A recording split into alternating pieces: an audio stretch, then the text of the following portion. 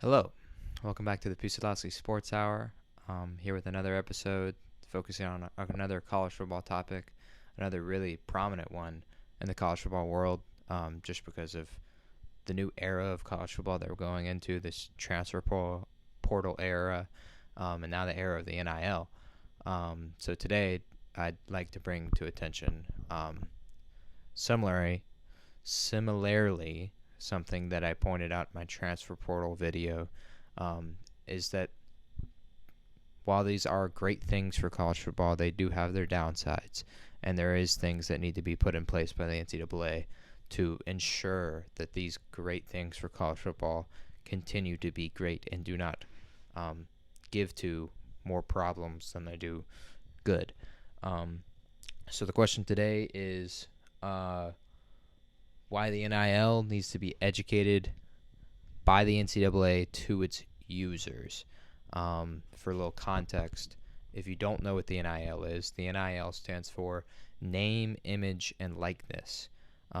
It's basically your brand. Think of it like your Instagram and your YouTube or whatever of an influencer. This is your brand. The commercials you do, the sponsorships you do, the podcast you go on and speak about your product, the interviews you do for your movie, whatever.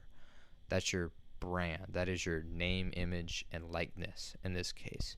The NIL became a thing on June 30th of 2021, so almost a year ago. It was officially signed by the NCAA, allowing college football athletes to, not just college football athletes, but all collegiate athletes, to profit off of their name, image, and likeness, basically meaning that they can sign sponsorship deals or take in funds from a particular place to wear their product, use their product, support their product openly on their Instagram per se or YouTube, whatever it may be. It allows them to make money from that, which is a great thing for college football, just because the billion-dollar industry that college football is, these athletes deserve to make a little money for their brand, at least. Not for their play, just because, well, I mean, it's still college sports. They're getting paid tens of thousands of dollars to go to school, so they're getting paid in form of an education, as well as getting paid in form of food, meals, place to stay, all of that, and to play college football. This allows them to now make money on the side through sponsorship deals and things like that. So there are two problems, though, that I think can occur from the NIL, and that will occur in the future. So we're going to get into those two things, and I'll go ahead and get into the first one. The first one being the lack of financial literacy that young adults are going to have. Think of yourself at 18, 19, 20 years old. Did you know how to pay your taxes? Probably not.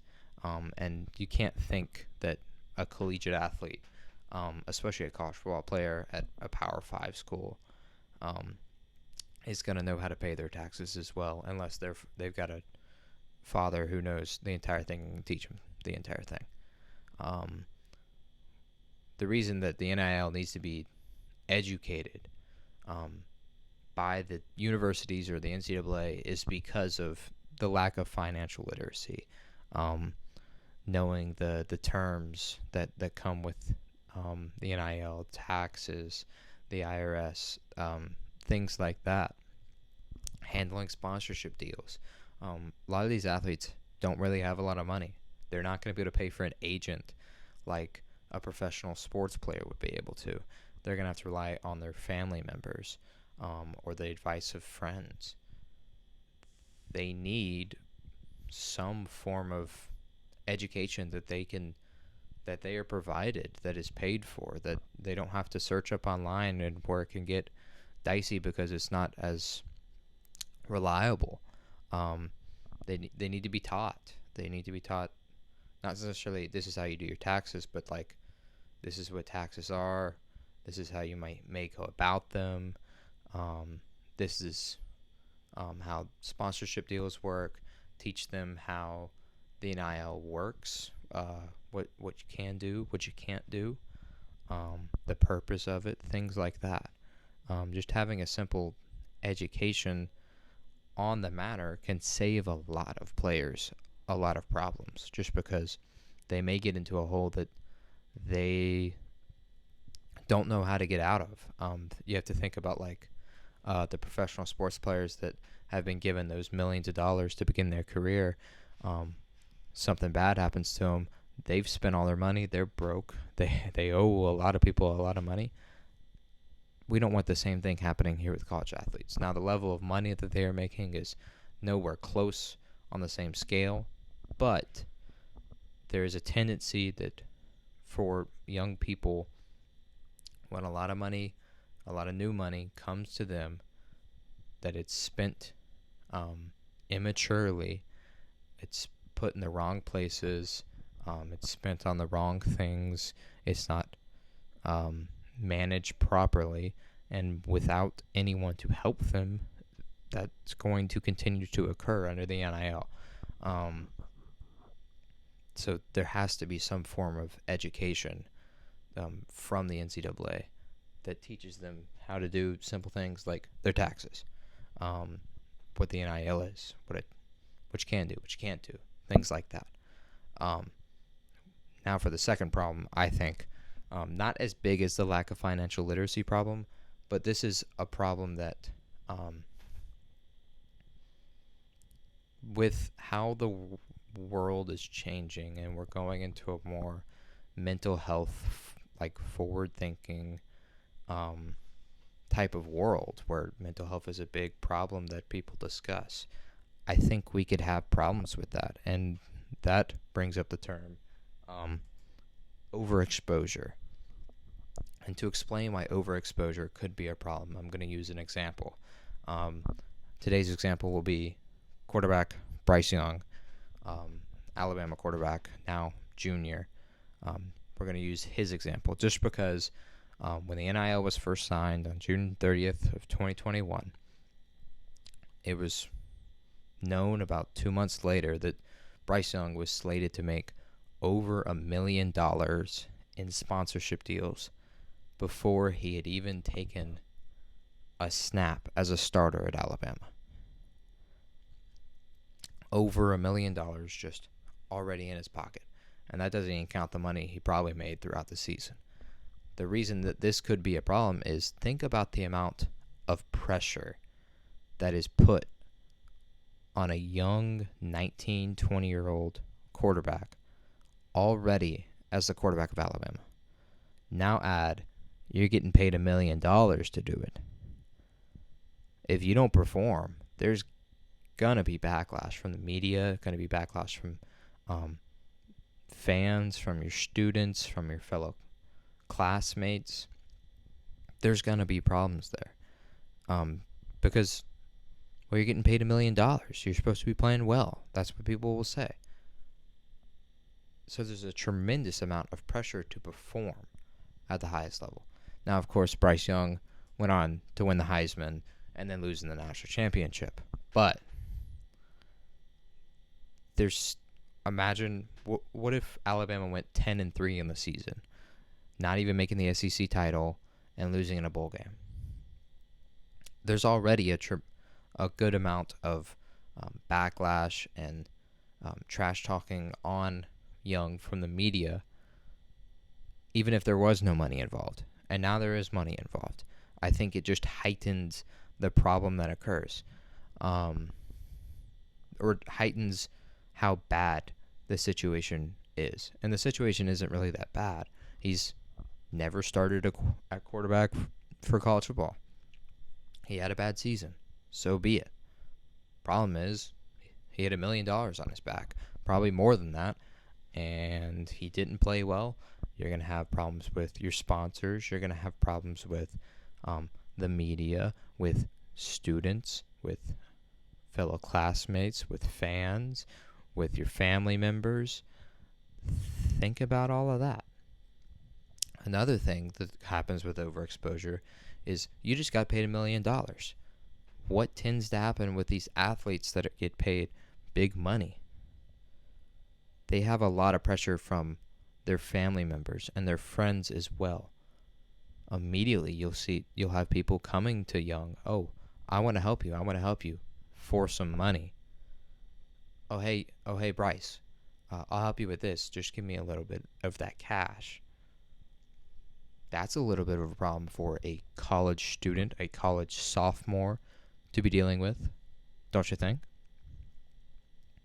There's going to be a tremendous amount of pressure already from having to perform at a high level because you're the Alabama quarterback. And then you have been paid $1 million. You have pressure by the media. Now you have pressure by your family and your friends to manage the money well, to, hey, get us in on it. Young, I think, came from a wealthy family. He's got two very smart parents, I remember from his Heisman ceremony. But what if, it was a little lower class parents? A little pressure to maybe give some money back, don't you think? And then for the fourth one, you have pressure with teammates.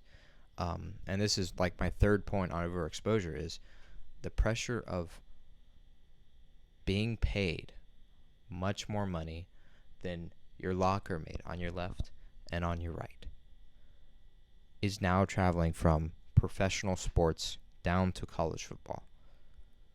Whether you're paid a cent or $1 million, there is still those eyes that are looking over at you from both sides.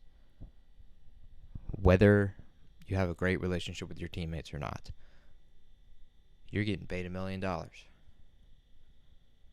The money is only going to go up. Bryce Young got paid $1 million. That's the first year of the NIL. The company is going to figure out how to sponsor with these college athletes. They're going to figure it out. And there's going to be more money going to these athletes, more and more. And athletes are just going to take in these deals. They don't have agents. They see money on a line, sign here, they're going to sign. More money, meaning more pressure from your fellow teammates. Your offensive line. They don't block well for you. You don't have a good game, and now you are under a tremendous amount of pressure and backlash. And now that kind of projects onto your fellow teammates, or vice versa. So I think a problem with the NIL is there's some overexposure. And in a growing mental health focused world, I think that can have detrimental effects on these 18, 19, 20-year-old athletes who are very young, don't know what they're doing, are living double lives already, being a student and being an athlete. They just moved from their hometown, tremendous amount of pressure from coaches, teammates, playing every Saturday, practicing, and then you add money into the mix. I think there's chances that there will be players that just implode, that just break down. Maybe not necessarily publicly, but they're privately, I'm sure, even this past season, there was a little bit of that. So, with that being said, the fix for this is two things. Two things that the NCAA, I think, has to do at some point. And I think will do at some point, just because these are the right things to do. And those two things are, you have to create a mandatory education that each, for now, let's say Division I university, just because Division II is not going to have a lot of money in it, that the NCAA or the university must provide to its collegiate athletes. And there are two ways to do that. I think first, point number one is substitute a practice a week. You're already practicing 3 or 4 times a week for a mandatory lecture at the locker room, at the field, in one of the classroom buildings during the spring and preseason. So this would keep it from getting involved in practices during the season, which are important, especially when you're playing every single Saturday and you only get 2 or 3 practices a week, and you're already on to the next opponent. Maybe you're on the road. You don't need an entire 2 hours substituted to talk about money. It's not a big deal. What matters is next Saturday. So you substitute instead for the spring, like when they're practicing right now, and then you substitute for preseason, so the 4 or 5 weeks that they practice prior to week 1. Maybe not the week before week 1. You just have a session. You lecture, you talk about taxes, you have someone talk about the pressure that can be put on you, like I was talking about in the overexposure, pressure from the media, pressure from your coach, pressure from teammates, pressure from family, pressure from friends, all of that, pressure on yourself, pressure from yourself. You have a lecture on that for 2 hours, and you answer questions and everything. And I think just doing that, you don't have to do very much more, can help these players get a better understanding for what the NIL is, the great positives that it brings, because it rightfully gives athletes a chance to make some money, but also the negatives that can come from it, the pressure that can come from it, the lack of financial literacy that a lot of these athletes have. Substitute a practice a week for the 4, I don't know how many weeks there are in spring, 4-ish weeks in spring, and 3 weeks prior to week 1 of the college football season. That's 7 things. You can break them up. You can have your different sessions in each one. You can talk about the same thing every single time, but make them mandatory. Make every player have to show up, whether they get paid $1 million or they don't get paid a single thing at all. They have to show up, because at some point they may be making some money. Even if you're a freshman and you get this lecture for 2 years, 3 years, and then you finally get into that spot where you're a redshirt junior and you're finally starting and you're making a name for yourself and you're getting a brand going and you start getting paid the money, well, you already have 3 years of education about the NIL. You're better suited to manage it better, to manage your money better, to manage the pressure better. And the second thing would be creating an NIL advisor position at each university. This would allow, think of it like a counselor. It would allow athletes to be able to come to this person and just discuss what is going on with their NIL deals, have questions that they have. This can be the person that teaches those lectures. Someone that they can come to, hey, I've got this question, can you help me? Or how do I do this? Or what's your advice here? This would, give some extra relief, someone to fall back on for these players, which I think would be a great benefit. Just because having someone to go talk to about these things that knows a lot, that knows what they're talking about, that knows the goods and the bads of the NIL, is just better for the players overall. And I think just doing these 2 things, very simple things, can just improve the NIL overall. It can take away from those problems. It can take away from that. The pressure is going to be there, but it can ease how the pressure affects the player. And then you have a better sport that is college football, because the players know how to manage the NIL. They manage it well. They use it well, and they don't waste what has been pushed for so long up until now. They don't waste this great opportunity to make some money, whether they go to play professional or not. They have a great opportunity to make some money, to create a brand, to have all of that. They have this great opportunity. They just need a little bit of help. They need some education. They need some help understanding how it all works. Fix the NIL. Well, not fix, but protect the NIL with just these two things, and I think we have a better sport overall. So that's it. If you like this video, give it a like. Hit the subscribe button if you'd like to. Leave a comment, and I will see you in my next video. Peace.